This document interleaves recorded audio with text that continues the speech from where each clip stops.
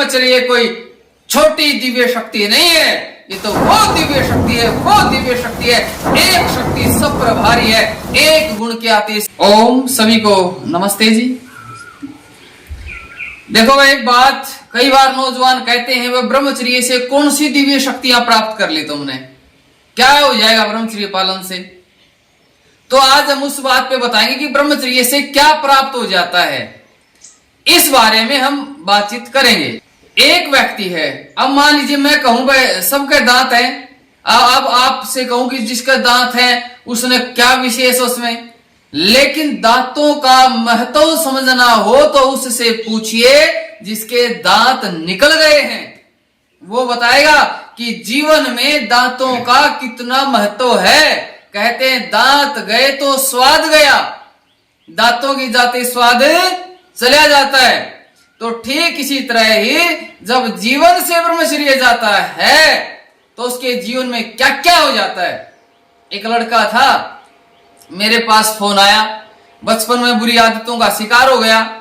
आदतें शुरुआत में तो बुरी चीजें पता ही नहीं लगती ना कि ये मेरे शरीर को खोखला कर रही है, वो तो जैसे दिमक होती है ना, दिमक है, किसी भी लकड़ी को अंदर से खोखला करती रहती है, उन्हें पता ही नहीं लगता। और जब अंतिम समय में पता लगता है कि एकदम तो भाई खोखला हो गया, बिल्कुल टूट पड़ती है, जैसे मकान में कड़ी आदि लगाते हैं, तो वो ऐसे ये बीमारी अंदर से खोखला करती रहती। शुरू में नौजवान ने पता चलता ही नहीं। तो एक नौजवान का मेरे पास फोन आया, उसका बचपन में बुरी आदतों का शिकार हो गया, तरह तरह के गुप्त रोग बाद में लग गए। और मैंने उससे पूछा, बोला जी बड़ा परेशान हूं, महीने 2 महीने बाद विवाह है, घर वाले दबाव बना रहे हैं और शरीर में सामर्थ्य है नहीं, इंद्रियों में सामर्थ्य है नहीं, बिल्कुल निस्तेज हो गया हूं मैं। तो मैंने उससे पूछा कि विवाह के तो बड़े चाव चढ़ते ना, मेरी पत्नी आएगी, ये बात करेंगे, वो बात करेंगे, ऐसा जीवन जिएंगे। मैंने पूछा क्या तुम्हारी विवाह की इच्छा नहीं है। तो सुनना उसके शब्द अगले क्या कहता वो कहता अरे आप विवाह की इच्छा की बात कर रहे हो, मेरी तो जीने की इच्छा नहीं है, हर रोज मर मर के जी रहा हूं मैं, पता नहीं कितने बार मेरी सुसाइड करने की इच्छा हो चुकी है, लेकिन अकेला लड़का हूं, क्या करूं, फिर मन में विचार आ जाता है। तो साथियों ये जो ब्रह्मचर्य नाश है, ये व्यक्ति को शुरुआत में तो पता नहीं लगता कि मैं कितनी बड़ी हानि कर रहा हूं। शुरुआत में तो बच्चा होता है, धातुएं बन रही होती हैं, धातुएं बन रही होती हैं, शरीर में भी सामर्थ्य होता है, लेकिन धीरे धीरे धीरे धीरे करके उसका शरीर इतना खोखला हो जाता है कि वो बिल्कुल निस्तेज हो जाता है, उसके अंदर कोई उत्साह साहस पराक्रम कुछ नहीं रहता। और कैसे हालात हो जाते हैं। अच्छा आप मान लीजिए कोई नई गाड़ी, कोई नई मोटरसाइकिल ले आए और उसकी पेट्रोल की या डीजल की टंकी थोड़ी सी लीक हो, एक एक टपका ना, एक एक बूंद गिरती हो थोड़ी थोड़ी देर बाद, वो भी निरंतर नहीं, तो आदमी को उसकी टेंशन हो जाती है। टेंशन है अपनी मोटरसाइकिल, अपनी गाड़ी की, क्यों? क्योंकि उसका तेल रिस रहा है, तेल की बूंदें टपक रही है। अरे गाड़ी की टेंशन हो गई, लेकिन जब व्यक्ति ब्रह्मचर्य नाश करता है तो इस शरीर से उसकी धातु टपकने लगती है।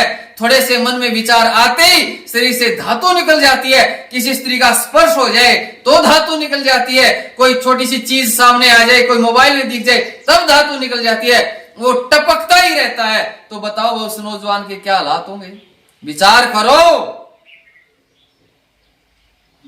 कैसी परिस्थिति में वो जी रहा होगा।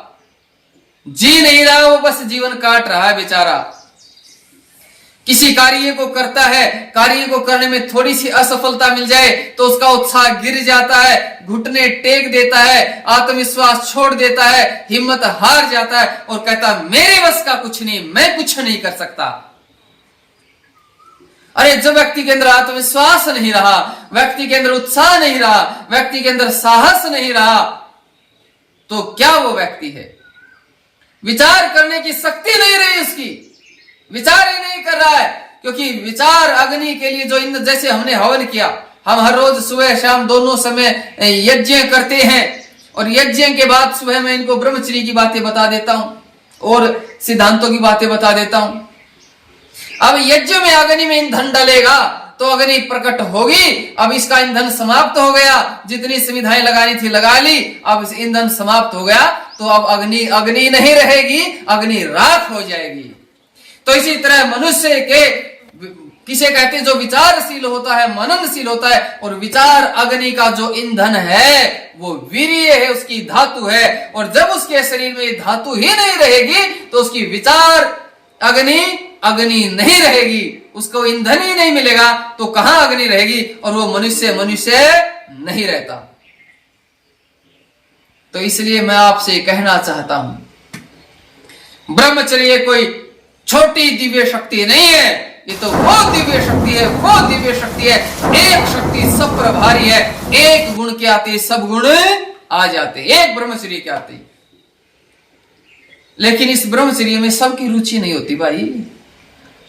जिन नए नए बड़का नहीं बाथरूम में बढ़कर स्वाद लेने का डाला पड़ रहा है ना, इन ब्रह्मचर्य बात अच्छी ना लगे, क्योंकि अभी इनकी धातु निकलती नहीं, टपकती नहीं, अभी इनकी मूत्रेंद्री अभी वह करंट में है, अभी वो उसका उत्तेजना आनी बंद हुई नहीं है, अभी इनको सांस उत्साह का पता नहीं, अभी तो पेड़ पे फल खिल रहे हैं, कलियां खिल रही हैं, अभी तो पेड़ पे कुछ कुल्हाड़ियां चली हैं।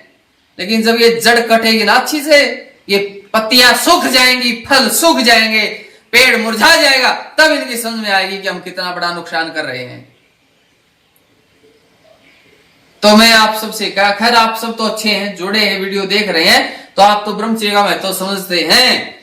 जो इस चैनल से अपने से नहीं जुड़े, जिनके पास तुम कई बार वीडियो शेयर कर देते होगे, वो कहते हो क्या फालतू की बात कर रहा है, तो उसे समझा देना, वो जब तेरा इंजन हवा लेगा ना, इसका तेल खत्म हो जाएगा, इंजन बैठ जाएगा, तब तू हमारे पास आएगा कि भाई साहब बताओ ना कुछ उपाय।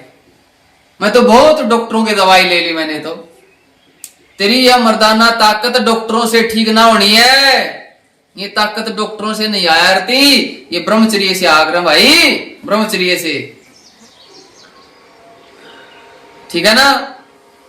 तो भाई आज रविवार है, रविवार के दिन हम वीडियो डाल ही देते हैं। फिर भी किसी ने कोई बातचीत करनी है, कोई प्रश्न है, तो 73 570 76 77 8 7357076778 इस नंबर पर आप टेलीग्राम पे संपर्क कर सकते हैं, टेलीग्राम पे। और फिर भी कोई बात हो तो बता सकते हैं। अपना ये नए गुरुकुल का प्रारंभ है, अब हमारी पुरानी टीम इकट्ठी होने लगी है। ये गुरुकुल कुंभाखेड़ा में रहे थे साथ में, पता लगते ही पहुंच जाते हैं कि अब अपना, लेकिन यहाँ के नियम अब कुछ सख्त हैं, यहाँ फोन की अनुमति नहीं है, फोन नहीं रखने देते। लेकिन ये बच्चे अभी ले रहे हैं, इनके मन में यह आगे कि अग्निदेव झूठ बोल रहा है, फोन इनको इसलिए दे रहा है, इनका मन नहीं लग रहा है, घर वालों ने छोड़ रखे हैं। और घर वालों से मेरे संपर्क, इनके फोन जब्त करेंगे जल्दी ही, आज जब्त कर लेंगे इनके। तो कहने का मतलब यह फोन बड़ी बीमारी है, यहां हम ये सुधार करना चाहते हैं, बच्चों का सुधार हो, बच्चों का जीवन अच्छा हो। तो भाई यहां आओ, पहली बात तो यहां हम ऐसे लेते नहीं, अब उसका परीक्षण करके लेते हैं। टेलीग्राम पे उसकी सारी सूचना, क्या पढ़ाई लिखाई क्या कर रहा है, कहां से है, कितनी आयु है, वो सारा बायोडाटा लेके फिर उसको एड्रेस बताते हैं।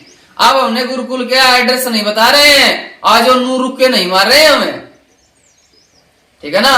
अब हम बहुत विशेष योग्य जो बालक हैं, जो कुछ करने के हैं, जिनमें अभी कुछ अग्नि बची है, जिनको हम संभाल सकते हैं, उनके लिए हम ये प्रयास है भाई।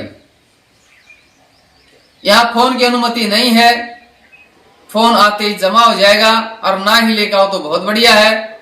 और दिनचर्या भी कभी बताएंगे आपको गुरुकुल की क्या क्या दिनचर्या है। तो ठीक है, सभी को नमस्ते जी।